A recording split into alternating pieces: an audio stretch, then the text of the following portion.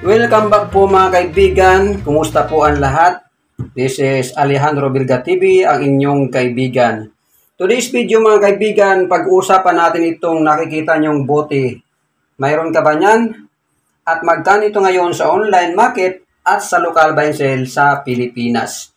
At pagka gusto mo ang gandong klase mga video tungkol sa treasure hunting activity, metal detecting, coins, at saka mga collectibles, ay pakisuporta po mga kaibigan. So ayan mga kaibigan, yung ating topic for today. Kung mayroon ka niyan, maswerte ka mga kaibigan. Bali ito ay 7-Up.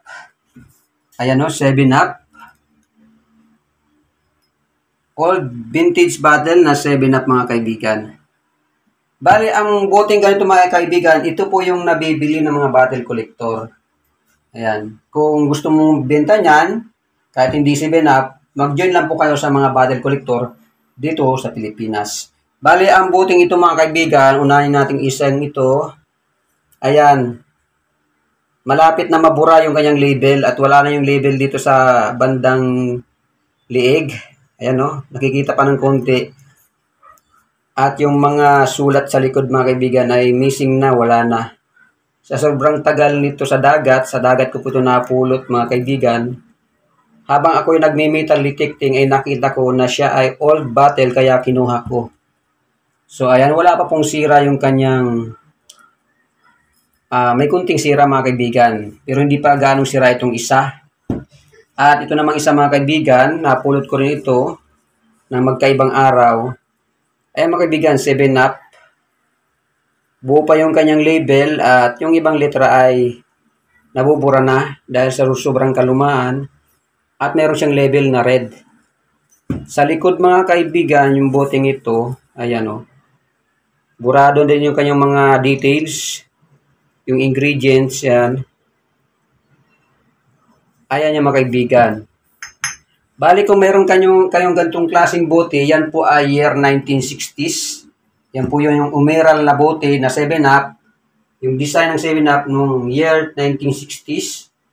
Ayan yan mga kaibigan. So, sa presyohan tayo mga kaibigan, kung titingnan mo ito sa kay eBay, meron din kay eBay mga nagbibenta na gantong klase ng mga bote. Kung titingnan mo doon, mga kaibigan, sari-sari ang kanilang presyo. Merong 300, merong 500, 600, at meron ding 1,000. Depende po yan sa ganda ng bote. Bali, ang ganitong bote mga kaibigan, 7-Up, ito ay nabibenta ayon sa kondisyon or ayon sa ganda ng iyong bote na koleksyon kung gusto mong ibenta. Ayan. Bali, unahin natin itong isa mga kaibigan. Kung ganito na kaganda o kapangit yung bote mo mga kaibigan, ayan. Mabibili na lang po yan around 100 to 150 pesos. Yan yung presyo niya mga kaibigan sa lokal. Pero siyempre sa mga online, mahal yan mga kaibigan.